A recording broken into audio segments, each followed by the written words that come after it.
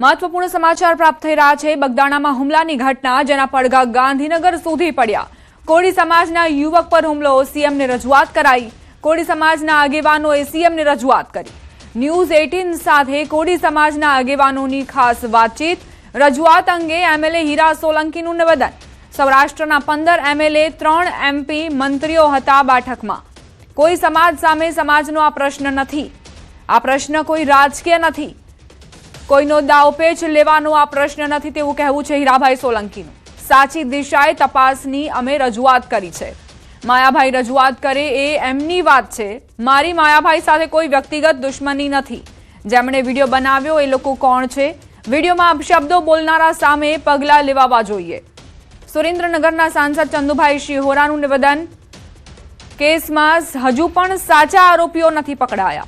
असामाजिक तत्वों ने कड़क सजानी रजूआत करी। साचा गुनेगारोनी हजू धरपकड़ नहीं थई। साचा गुनेगारनी धरपकड़ नहीं एटले रजूआत कराई। साची दिशामां तपासनी सीएमए हૈયા धारणा आपी। बगदाणामां कोળી समाजना युवक पर हुमलाना केसमां कोળી समाजना आगेवानोए पहला गांधीनगरमां परसोत्तम सोलंकीने घर पर बैठक करी हती, जे बाद आगेवानोए सीएम साथे मुलाकात करी हती। જેમાં રાજેશ ચુડાસમા, કોંગ્રેસના નેતા ચંદ્રિકાબેન ચુડાસમા, કેન્દ્રીય રાજ્યમંત્રી નીમુબેન બામણિયા હાજર રહ્યા। આ કેસમાં અત્યાર સુધી 8 આરોપીઓ પકડાઈ ચૂક્યા છે। બગદાણામાં હુમલા કેસમાં કોળી સમાજે રોષ ઠાલવ્યો છે અને હવે ગાંધીનગરમાં તેના પડઘા સંભળાઈ રહ્યા છે। ગાંધીનગર સુધી રજૂઆતોનો દોર ચાલી રહ્યો છે। કોળી સમાજના યુવક પર હુમલાની ઘટના, જેમાં સીએમને રજૂઆત કરાઈ છે। कोળી समाजना आगेवानोए सीएमने रजूआत करी अने तात्कालिक पगलां लेवा माटे रजूआत करी।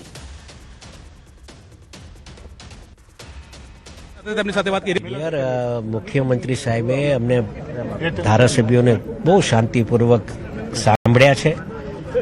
अमारी लागणी पण साहेबने अमे दर्शावी छे। 15 सौराष्ट्रना धारासभ्यश्रीओ, 3 सांसदश्रीओ, કેબિનેટ કક્ષાના મંત્રી શ્રી કુંવરજીભાઈ બાવળિયા સહિત અમે બધા આગેવાનોને અમે આ શાંતિથી અમને સાંભળ્યા છે અને ન્યાય આપવા માટેની જે વાત છે એ ન્યાય આપવાની વાત છે। કોઈ સમાજ ટુ સમાજનો આ પ્રશ્ન નથી, કોઈ રાજકીય આ પ્રશ્ન નથી, કોઈનો દાવપેચ લેવાનો આ પ્રશ્ન નથી। માત્ર ને માત્ર જે આ નવનીતભાઈ પર જે આ બનાવ બન્યો છે, નવનીતભાઈને ક્યાંક એવું લાગ્યું કે એની સાચી દિશાએ તપાસ નથી થતી, એ સાચી દિશાએ તપાસ કરવા માટેની એક આવેદનપત્ર મેં આપ્યું। અત્યારે હાલ જે તપાસ ચાલી છે એમાં કઈ પ્રકારની સાચી દિશા થાય તો તેમને ન્યાય મળે એ પ્રકારની વાત તમે એમને જ્યારે મળ્યા ત્યારે એમને હૈયા ધારણા આપી હતી અને અત્યારે મુખ્યમંત્રીને મળ્યા ત્યારે પણ તમે આ વાત કરી। જે લોકો દોષિત હોય અને જે લોકો નવનીતભાઈને એવું લાગે છે કે ભાઈ આને અમારે નથી ન્યાય મળ્યો તો એને ન્યાય આપવા માટેની આ વાત છે। એટલી માયાભાઈના પણ અહીંયા સરકારને બધાને રજૂઆત કરી છે। માયાભાઈએ પણ સરકારમાં બધાને રજૂઆત કરી છે, તમે પણ રજૂઆત કરી છે, એને કેવી રીતે જોઈ રહ્યા છે? ભાઈ માયાભાઈ રજૂઆત કરે એની વાત છે, અમારા સમાજની રજૂઆત કરે એની વાત છે। કોઈ સમાજ ટુ સમાજની વાત નથી। મારે માયાભાઈ સાથે કોઈ વ્યક્તિગત દુશ્મની નથી, એવું કોઈ છે જ નહીં। માત્ર મારું આટલું કહેવાનું થાય છે કે ભાઈ આ પ્રશ્ન જે નવનીતભાઈનો બનાવ બન્યો છે, જે લોકોએ વિડીયો બનાવ્યો છે, જે લોકોએ વિડીયો વાયરલ કર્યો છે, જે લોકો મારતા ગાળાગાળી કરતા હતા, એ લોકો કોણ છે, એ લોકોના પર એક્શન થવા જોઈએ આ વાત છે। એટલે ન્યાયિક તપાસ થશે એવું લાગે છે? થશે તપાસ, ચોક્કસથી તો ન્યાયિક તપાસ થશે તે પ્રકારની હૈયા ધારણા અત્યારે હાલ તો મુખ્યમંત્રીએ પણ આપી છે અને તે પ્રકારની વાત પણ તેમના મુખેથી સાંભળવા મળી રહી છે। હરીશ શર્મા સાથે ગૌતમ શ્રીમાળી, ન્યૂઝ 18 ગુજરાતી, ગાંધીનગર। એને અસામાજિક તત્વોએ જે બેરહમીથી માર માર્યો છે, એ અસામાજિક તત્વોને કડકમાં કડક સજા થાય એના માટેની અમે સીએમ સાહેબને રજૂઆત કરેલી છે। એટલે સીએમને રજૂઆત કરી, કોણ કોણ ડેલિગેશન ગયું હતું મુખ્યમંત્રી રજૂઆત કરવા? જોકે ન્યાયિક તપાસ થઈ છે, પેલા સસ્પેન્ડ પણ કરવામાં આવે છે પીએસઆઈને। એમાં મને લાગે છે કે ક્યાંક જે સાચા ગુનેગારો છે એ સાચા ગુનેગારોને હજુ ધરપકડ નથી થઈ, એટલા માટે અમે રજૂઆત કરવા ગયેલા છીએ। સાચા ગુનેગારો કોણ કોણ છે તમે નામ આપ્યા છે કે શું થયું? સીસીટીવી ફૂટેજની અંદર કોલ રેકોર્ડિંગને આધારે તપાસ કરશે પોલીસ, એટલે બધું દૂધનું દૂધ ને પાણીનું પાણી થઈ જશે। સમાજ મુદ્દે આજે કોંગ્રેસ ભાજપ બધા એક થઈને, એમાં કોંગ્રેસનો ડેલિગેશન કોણે તમને સપોર્ટ કર્યો હતો? કેટલા લોકો તમારી સાથે આવ્યા હતા? કોણ કોણ ગયા હતા? અત્યારે તો અમે બધા જે ભારતીય જનતા પાર્ટીના ધારાસભ્યો અને સંસદ સભ્યો છીએ એટલા બધા જ આવી અને રજૂઆત કરેલી છે। રજૂઆત કર્યા બાદ મુખ્યમંત્રીએ તમને શું કીધું? મુખ્યમંત્રીએ અમને સાચી દિશામાં તપાસ થશે એની હયાધારણ આપેલી છે. બધા આગેવાનો અહીંયા ભેગા થયા અને માનનીય મુખ્યમંત્રીશ્રીને અમે લોકો રજૂઆત કરવા ગયા અને અંદર તટસ્થ તપાસ આવી જોઈએ એની માટે અમે લોકો બધા રજૂઆત. હવે આગળ વાત કરીશું જય સોમનાથની.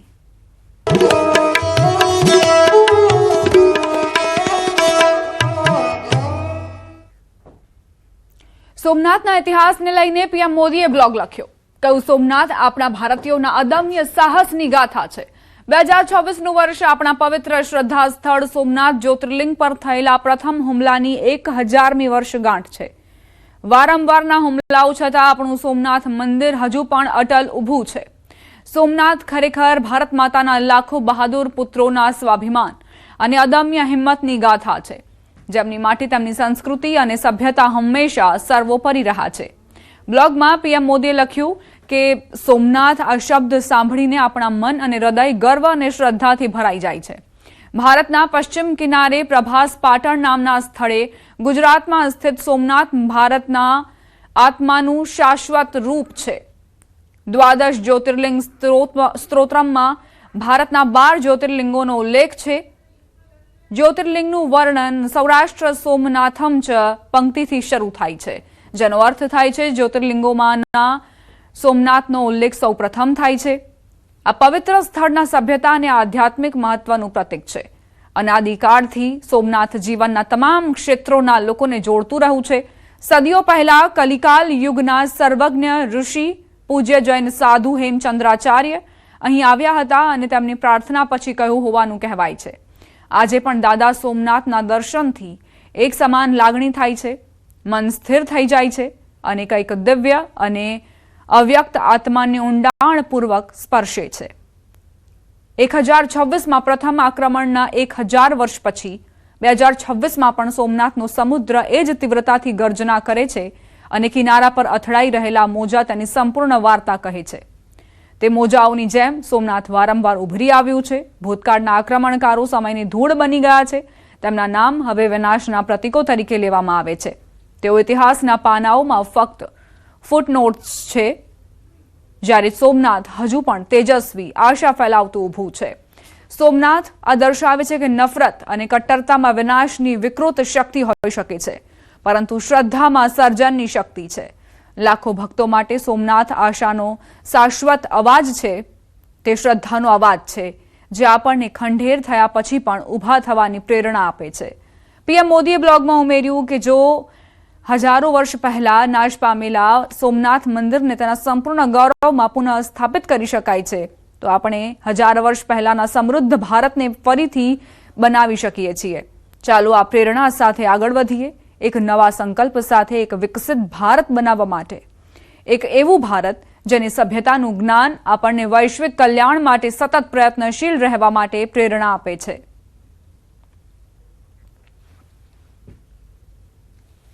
माननीय प्रधानमंत्री जी ने भी आज जो इसके अपना विचार व्यक्त किया है उसमें इस श्लोक का उद्धरण दिया है कि अर्थात सोमनाथ एक ऐसा लिंग है जिसे देखने मात्र से पापों का नाश होता है, पुण्यों की प्राप्ति होती है, मनोवांछित फल प्राप्त होते हैं और स्वर्ग का मार्ग प्रशस्त होता है.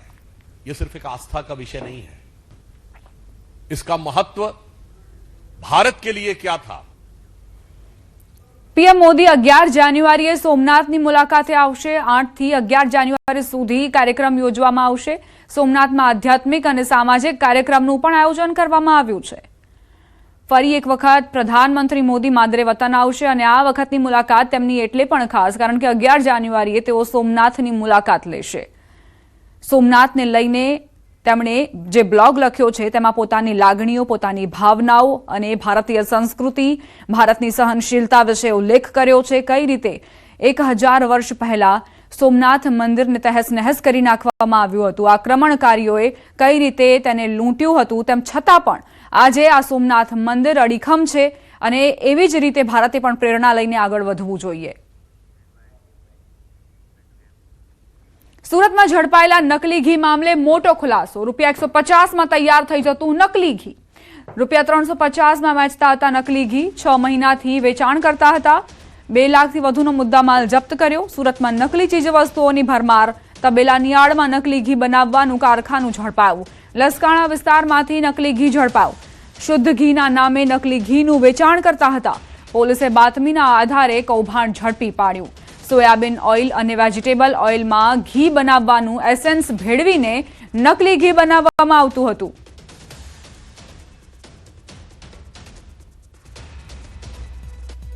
જો આપ પણ બજારમાંથી ઘી ખરીદતા હો તો સાવધાન થઈ જજો, કારણ કે આવા જે કૌભાંડીઓ છે તે સક્રિય છે. લોકોના સ્વાસ્થ્ય સાથે આખરે ક્યાં સુધી ચેડા ચાલશે તે એક સવાલ. નકલી ઘીનું નેટવર્ક ક્યાં સુધી ફેલાયેલું છે? કેટલા લોકો આ નકલી ઘીનું સેવન કરી ચૂક્યા છે અત્યાર સુધી? ભેળસેડિયા તત્વો વિરુદ્ધ કયા પગલાં લેવામાં આવશે? કયા કડક પગલાં લીધા બાદ આ જે કૌભાંડીઓ છે તે સુધરશે? નકલી ઘીનો વેપલો ચાલતો હતો, સોયાબીન ઘીનો ઉપયોગ થતો હતો, વેજીટેબલ ઓઇલનો પણ તેમાં ઉપયોગ કરાતો હતો. એસેન્સ ભેળવીને નકલી ઘી બનાવાતું હતું. માત્ર ₹150 તેટલામાં ઘી તૈયાર કરાતું અને ₹350 તેનું વેચાણ કરાતું. इससे डुप्लीकेट घी का जत्था 319 किलो, साथ में वेजिटेबल और सोयाबीन ऑयल 856 kg और बाकी घी बनाने का एसेंस टोटल मिला के 2,11,865 रुपए का मुद्दा माल वहां से बरामद हुआ है. ये इनका ऑपरेशन ऐसा था कि ये डुप्लीकेट घी बनाने के लिए जो पाल्मोलिन ऑयल या सोयाबीन ऑयल है उसमें थोड़ा सा ओरिजिनल घी डाल के उसमें घी का एसेंस डाल के उसको गर्म करते थे और उसको होमोजेनाइज करके फिर मार्केट में करियाने की दुकान और मिठाई की शॉप्स में उसको बेचते थे. तो उनकी कॉस्टिंग पड़ती थी वो 150 रुपए के जैसे पड़ती थी और जो ये मार्केट में बेचते थे 300-350 रुपए में बेचते थे. पिछले 6 महीने से ये ऑपरेशन ये कर रहे थे और हमें ये बात नहीं मिली तो हमने इस पर रेड किया और इसमें अभी फिलहाल जानवा जोग दाखिल करके सारे सैंपल्स को सीज कर लिया गया है. સુરેન્દ્રનગરમાં ચોટીલા નેશનલ હાઈવે પર સરકારી જમીન પર ગેરકાયદેસર દબાણો દૂર કરાયા. મઘરીખડા ગામ પાસે આવેલી અમરદીપ હોટેલ દ્વારા પંચરની દુકાન, બાથરૂમ, પાણીની ટાંકી સહિતનું ગેરકાયદેસર બાંધકામ દૂર કરવામાં આવ્યું હતું. જેને લઈને ચોટીલા ડેપ્યુટી કલેક્ટર અને મામલતદારની સંયુક્ત ટીમ દ્વારા ગેરકાયદેસર દબાણ દૂર કરવાની કાર્યવાહી કરી. 16.39 કરોડની અંદાજે 10 એકર સરકારી જમીન ખુલ્લી કરાઈ અને હોટેલ માલિક સામે વાર્ષિક બિનખેતીના જંત્રીના 1% દરે વસૂલાત કરવા અંગેની કાર્યવાહી હાથ ધરાઈ હતી.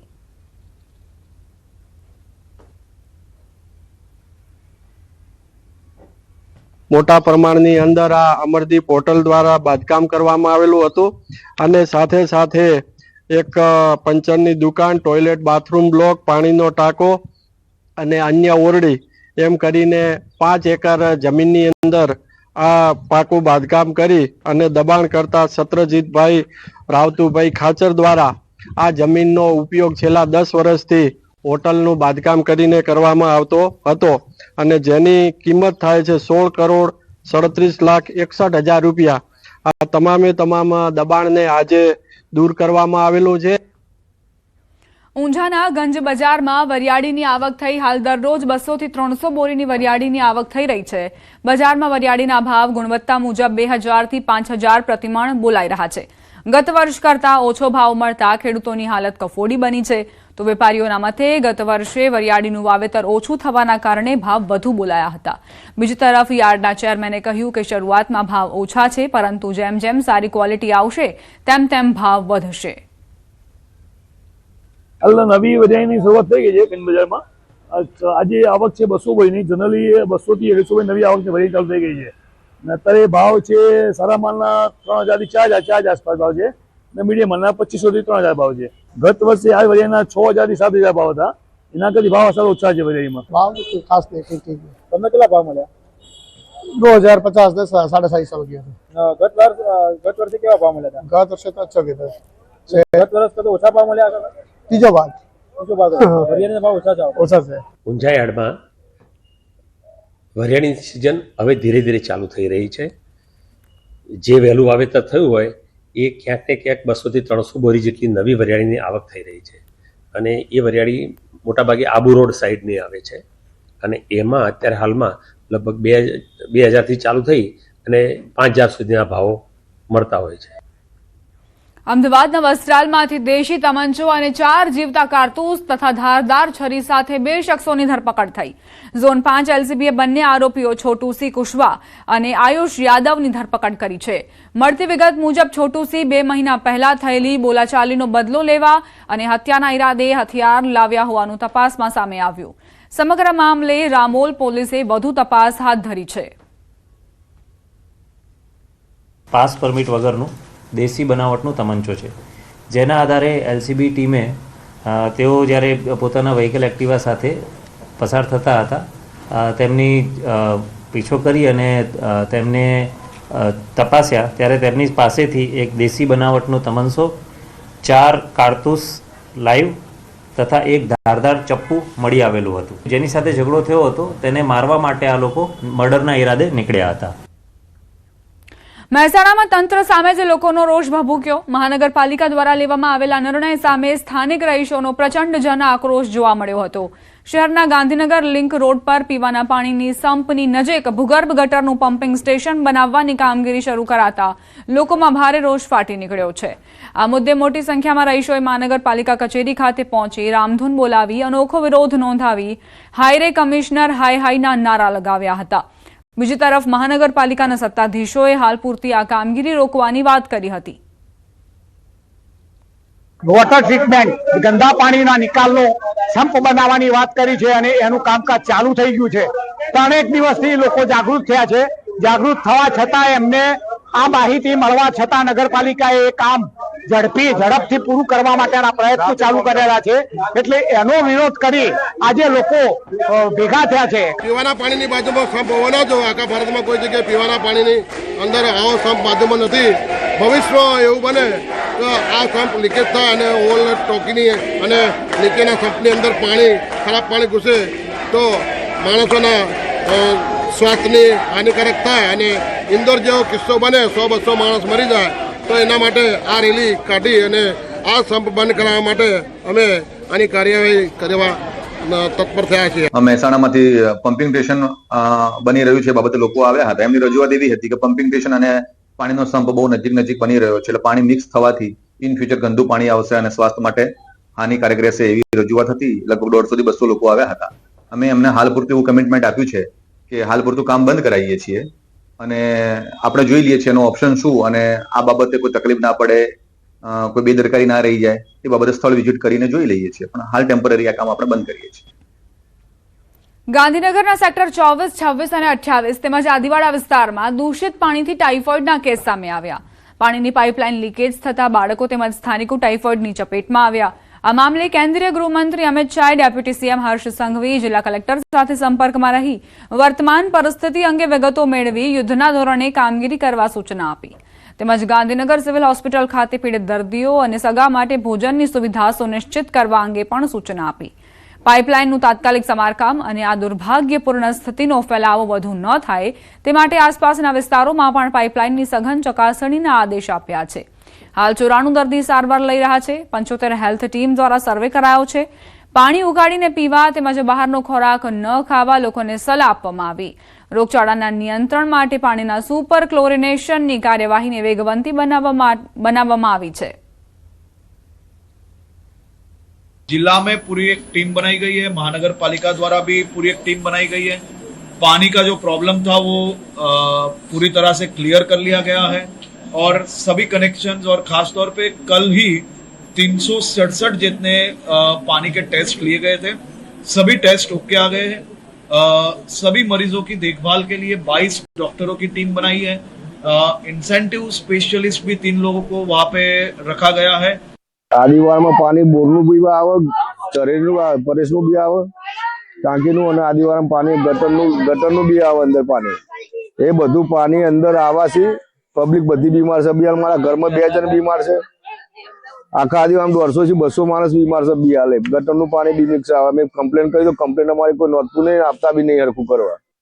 રજૂઆત તો 2-3 જગ્યાએ કરી પણ કોઈ ખબર નથી અમારી અરજી. અને સાહેબ નારું ગંદુ પાણી આવે એટલે કોઈ ગટરો પાણી ચકલીઓના હોલ પાડી મૂકી દીધા અને નારું ગંદુ ગટરનું પાણી બધું મિક્સ થઈ ગયું પાણી અને બધું નારો રોગચાળા થઈ ગયા. નારે છોકરાઓ છોકરીઓ બધી બીમાર પડી ગયા, અમારા છોકરાઓ બીમાર પડી ગયા અને અમે ચાક પૂરું કરીએ સાહેબ. અને નારા રોગચાળા થઈ ગયા, ઝાડા ઉલટી થઈ ગઈ છે બધાને. અત્યારે એટ પ્રેઝન્ટ હોસ્પિટલમાં 94 પેશન્ટ ટાઇફોઇડના છે. પરિસ્થિતિ બધા પીડિયાટ્રિક બચ્ચાઓ સારા છે, સ્ટેબલ છે અને એ લોકોને હજુ સિમ્ટમ્સ થોડા ઓછા થયા છે. અને આ ટાઇફોઇડનો ઇન્ક્યુબેશન પીરિયડ 15 દિવસનો હોય છે. તો આવી રીતે દરરોજના કદાચ 10 પેશન્ટ્સ ટિલ 20 સુધી આવ્યા જ કરશે. મહાત્મા ગાંધી અમદાવાદમાં સ્થાપેલા કોચરબ આશ્રમમાં લગ્નના પ્રસંગનું આયોજન વિવાદ સર્જાયો છે. કોચરબ આશ્રમમાં લગ્ન પ્રસંગનું આયોજનનો વિડીયો વાયરલ થયો. આ લગ્ન પ્રસંગમાં ડીજેમાં મહેમાનો ડાન્સ કરતા પણ નજરે પડી રહ્યા છે. સમગ્ર મામલે ગુજરાત વિદ્યાપીઠના કુલપતિ હર્ષદ પટેલે પ્રતિક્રિયા આપી કે કોચરબ આશ્રમના સેવકના દીકરાના લગ્ન યોજાયા છે. વર્ષોથી પરંપરા છે કે સેવકો હોય તેમના સારા પ્રસંગો અહીં થતા હોય છે. ગાંધીયન પરંપરા મુજબ પારિવારિક સભ્યોના સામાજિક પ્રસંગો માટે એ વ્યવસ્થાનો ઉપયોગ કરવો આ કોઈ કોમર્શિયલ એક્ટિવિટી નથી. માંગલિક પ્રસંગો માટે એ વર્ષોથી ગુજરાત વિદ્યાપીઠમાં જે સેવકો છે એમના પારિવારિક પ્રસંગો માટે એમને અનુકૂળતા કરી આપવામાં આવે છે. રોકાઈશું એક બ્રેક માટે. આપ જોતા રહો ન્યૂઝ 18 ગુજરાતી.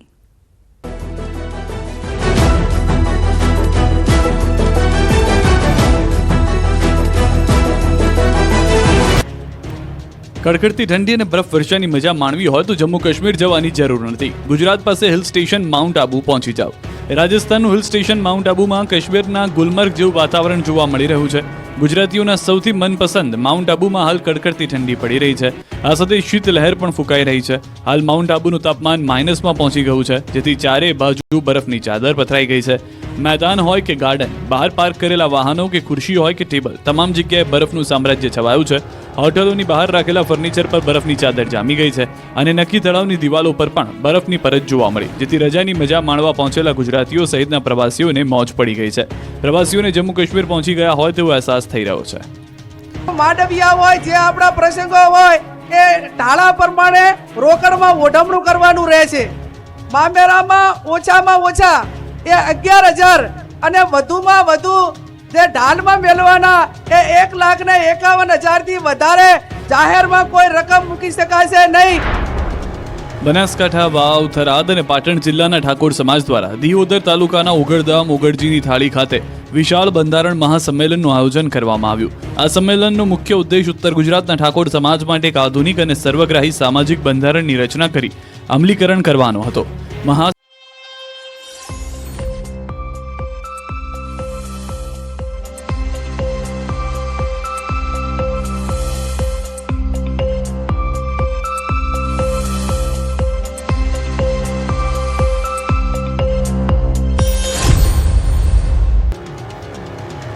વડોદરાના શિનોરમાં રફતારના રાક્ષસો બેફામ બન્યા છે. માત્ર ગણતરીની કલાકોમાં જ ગમકવાર 2 અકસ્માત સર્જાયા હતા.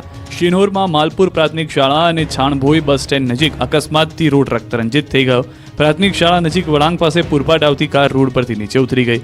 જોકે અકસ્માતમાં કાર ચાલકનો આબાદ બચાવ થયો, જ્યારે કારને મોટું નુકસાન થયું. બીજો અકસ્માત છાણભોઈ બસ સ્ટેન્ડ નજીકના વળાંક પાસે સર્જાયો. કરજણ તરફથી રોલ ભરીને જતી આઈસર આવી રહી હતી, ત્યારે આઈસરના ચાલકે સ્ટીયરિંગ પરથી કાબુ ગુમાવતા રોડ પરની રેલિંગ તોડી પલટી ગયું, જેથી રોડ પર રોલની રેલમછેલ થઈ. અકસ્માતના પગલે ઘટના સ્થળે લોકોના ટોળે ઉમટી પડ્યા. શિકારની શોધમાં ફરતી એક સિંહણ જૂનાગઢના રહેણાંક વિસ્તારમાં ઘૂસી ગઈ હતી. ગાંધીગ્રામ નજીક સિંધી સોસાયટીમાં સિંહણ આટાફેરા મારતી નજરે પડી હતી. સોસાયટીમાં સિંહણ આવી ચડતા નાસભાગ મચી ગઈ હતી. સિંહણને જોઈને પશુઓ ડરી ગયા હતા. સ્થાનિકો પણ ઘરની બહાર નીકળતા ડરતા હતા. આ અંગેની વન વિભાગને જાણ કરવામાં આવી. પાંજરામાં ઘુરક્યા મારતી દીપડીના દ્રશ્યો છે ડાંગના. શામગહાન રેન્જના લહાન માળુંગા ગામે દીપડીએ પશુપાલક પર હુમલો કર્યો, જેથી આ વિસ્તારમાં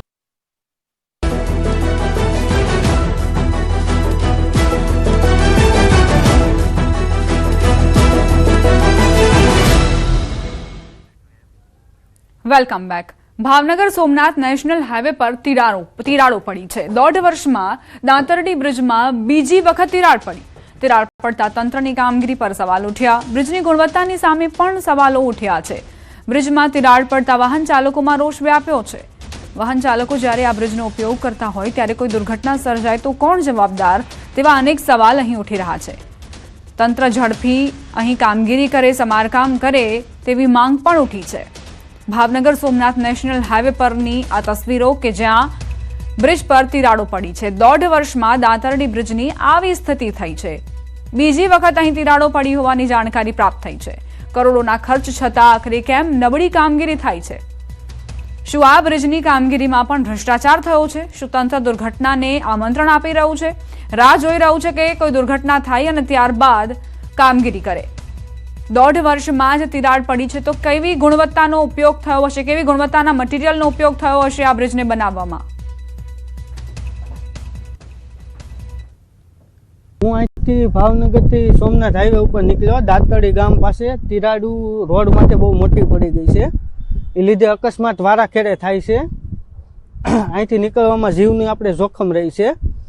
અને આ દાંતરડી ગામથી પુલ હાવ વિકેશ થઈ ગયો છે અને તિરાડુને ખાડા બહુ મોટા પડી ગયા છે. માંગ સરકારની મારી માંગ છે કે આનું વહેલી તકે કામ કરાવો. નવસારી શહેર આમ આદમી પાર્ટીના પ્રભારી પ્રદીપ મિશ્રા સામે ગુનો નોંધાયો. ઘર ખરીદવા માટે લોન લઈ લોન ધારકને પરત ન આપી અને છેતરપિંડી કરતા જ ગુનો નોંધાયો. આરોપીએ 69.55 લાખની છેતરપિંડી કર્યાનો ગુનો નવસારી શહેર પોલીસ મથકે નોંધાયો. સુરતમાં સસ્તા અનાજના દુકાનદાર પાસે હપ્તો લેનાર આપના કાર્યકર બાદ હવે નવસારી શહેરમાં આમ આદમી પાર્ટીના કાર્યકર સામે ગુનો નોંધાયો. ગુનો આચરી પ્રદીપ મિશ્રા ફરાર થયા. પોલીસે શોધખોળ હાથ ધરી છે. નવસારીમાં શહેર આપ પ્રભારી સામે છેતરપિંડીની ફરિયાદ નોંધવામાં આવી છે. લોન લઈ અને ત્યારબાદ નાણાં પરત ન કરતા 69.55 લાખની ઠગાઈની ફરિયાદ નોંધાઈ છે. પ્રદીપ મિશ્રાને પોલીસ પકડવા માટે કાર્યવાહી કરી રહી છે. ભરૂચની જામા મસ્જિદના મૂળ સ્વરૂપ મુદ્દે ઉગ્ર વિવાદ. શહેરના મધ્ય ભાગમાં આવેલી અને પુરાતત્વ વિભાગ હસ્તકની રાષ્ટ્રીય ધરોહર ગણાતી જામા મસ્જિદના મૂળ સ્વરૂપને લઈને મોટો વિવાદ સામે આવ્યો. આ સ્થળ પર સામડી વિહાર જૈન મંદિર તથા શ્રી ચક્રધર સ્વામીનું જન્મ સ્થળ હોવાનું દાવો કરીને સનાતન ધર્મના સંતો આંદોલનના માર્ગે ઉતર્યા છે. જેને લઈ ભરૂચના શક્તિનાથ ગ્રાઉન્ડ ખાતે સંતોએ શાંતિપૂર્ણ ઉપવાસ આંદોલન શરૂ કર્યું હતું.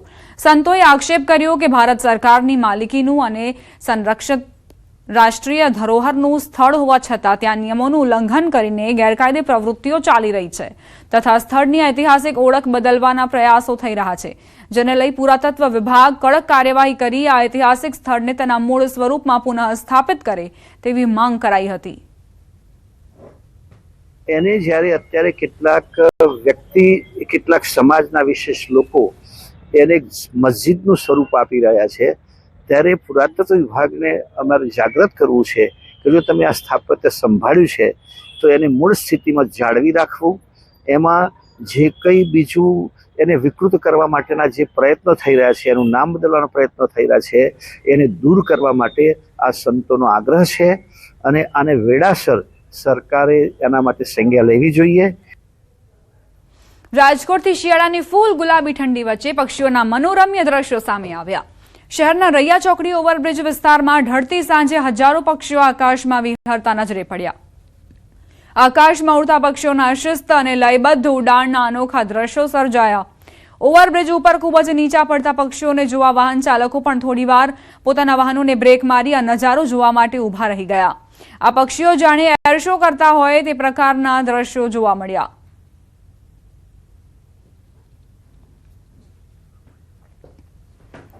આકાશમાં ઉડતા પક્ષીઓનો ઝુંડ જુઓ. અહીં તમને એવો અહેસાસ થશે જાણે કે આકાશમાં એર શો ચાલી રહ્યો છે. અહીંથી પસાર થતા વાહન ચાલકોએ ઘડીકભર તો પોતાના વાહનો રોકી દીધા, થંભાવી દીધા અને પક્ષીઓના અદ્ભુત નજારાને જોવા માટે ઊભા રહી ગયા મંત્રમુગ્ધ બનીને.